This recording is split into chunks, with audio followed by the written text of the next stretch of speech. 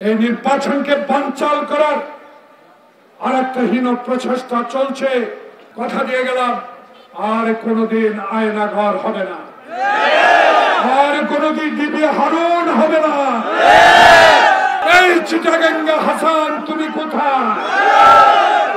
ওই স্বরাষ্ট্রমন্ত্রী তুমি কোথায়? দেখে যাও বাংলার বুকে শহীদ জিয়ার আদর্শের বেগম জিয়ার নেতৃত্ব, তারেক রহমানের অবিচল আস্থা আপনাদের উপর। 16টি বছর দেশের বাইরে থেকে গণতন্ত্রের জন্য লড়াই করেছে।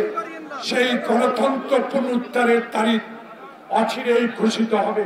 ঠিক সেই মুহূর্তে আপনারা এই দেশে নির্বাচন বানচাল করার একটা হীন প্রচেষ্টা শুরু করেছেন।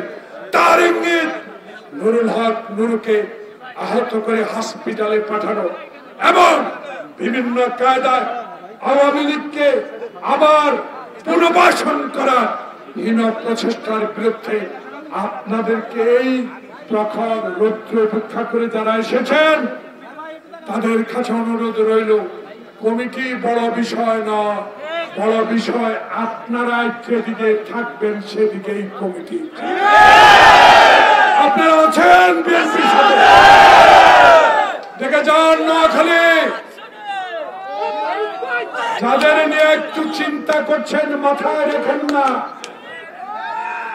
তাই আজকে প্রখর রৌদ্রতাপের মধ্যে অঙ্গীকার করছি, RICL TMX যুগের পর যুগ স্থাপনা থাকে মজবুত। সাইফুল সহ অনেকে এসেছেন, তাদের কাছে ওয়াদা রইল আমি বেঈমানি করব না। আমার মৃত্যুর পর প্রথম স্বাধীনতার ঘোষক শহীদ জিয়ার এই পতাকাটি নিয়ে আমাকে দাফন করবে। তবুও কারো কাছে মাথা নত করবেন না, কারণ মিছিল করেছেন আপনারা।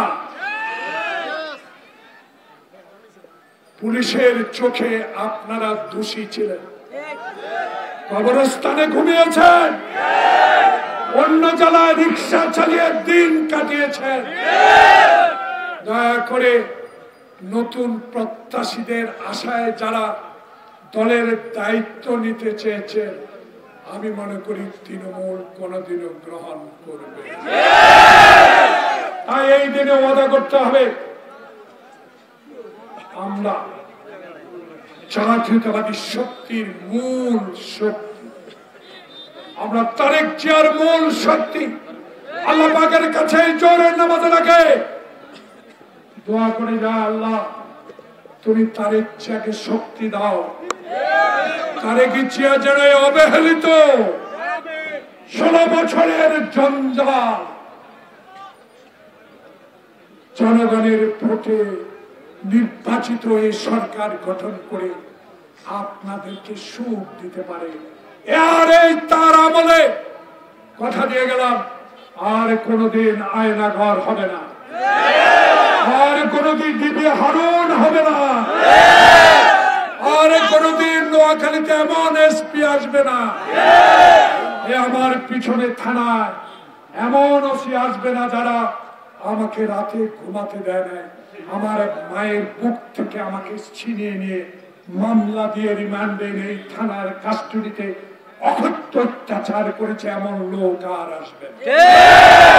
তাই কর্মীরা আসন্ন নির্বাচনের জন্য প্রস্তুতি নিতে হবে। এই নির্বাচনকে বানচাল করার আরেকটা হীন প্রচেষ্টা চলছে। এই হীন প্রচেষ্টাকে বানচাল করতে হলে ঐক্য থাকতে হবে। ওই প্রত্যাশী আমরা সবাই ভাই ভাই, রক্ষা করতে হবে গণতন্ত্র।